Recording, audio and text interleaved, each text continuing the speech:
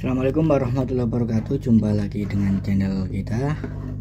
Yap, kali ini kita akan bahas soal Samsung Galaxy V atau Galaxy Young. Kurang lebih seperti ini mesinnya.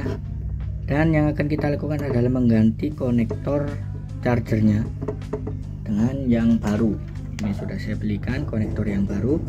Ini harganya sekitar 1.500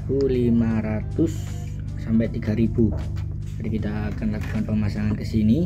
Ini kemarin rusak parah, jadi saya copot kemarin, tapi belum ada videonya atau enggak ada videonya, kelupaan kemarin. Dan untuk panas dari blowernya, ini saya pakai merek Kodi. Anginnya di 4 lebih sedikit atau 4 lah. Kemudian panasnya di 5 kurang sedikit. Panasnya 5 kurang sedikit. Ini untuk setelan blower Kodi. Untuk setelan blower lain bisa kalian cari sendiri, karena beberapa blower memiliki spesifikasi yang berbeda. Tapi untuk blower saya merek Kodi kurang lebih seperti itu panasnya. Oke, saya siapkan dulu untuk kameranya biar bisa kelihatan jelas. Oke, kita akan lakukan pemasangan. Kita copot dan kita ambil satu, dan kita harus menambahkan fluk di sini. Dan ini sudah saya bersihkan, jadi jangan lupa untuk membersihkan bekas dari timah yang lama, karena kalau nggak dibersihkan akan sulit, jadi harus dibersihkan. Kemudian untuk konektor yang baru, ini pastikan terlumuri dengan fluk agar dia nanti nggak rusak.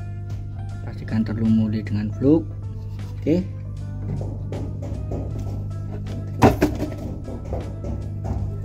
langsung kita tembak.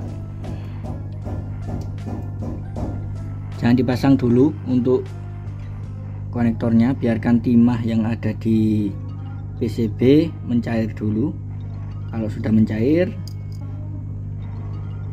baru kita tempelkan.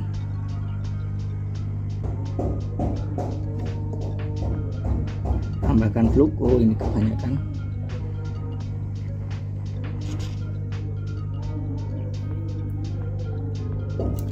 Oke, sudah masuk.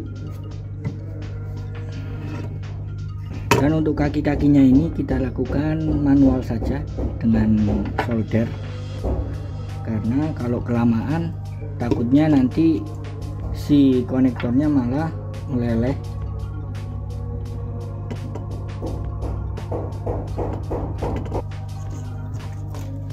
Fluk lagi jangan lupa, penting.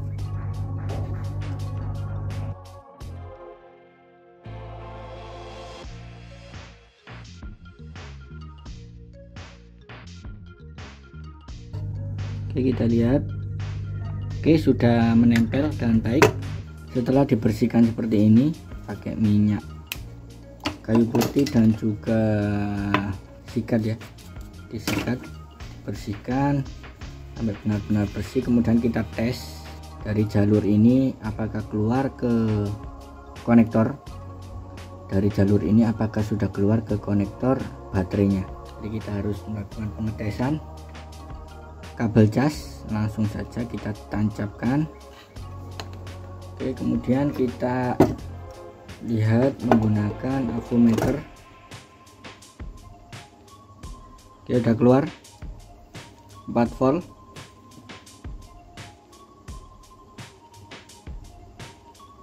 Jadi stabil di 4,12 volt. Artinya ini udah beres, konektornya udah normal, tinggal kita rakit lagi. Mesin kita pasang, kemudian LCD nya kita pasang juga, baterai kita pasang.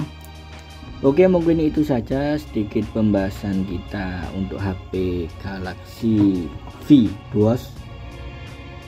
Semoga bermanfaat. Sampai jumpa di video selanjutnya. Wassalamualaikum warahmatullahi wabarakatuh.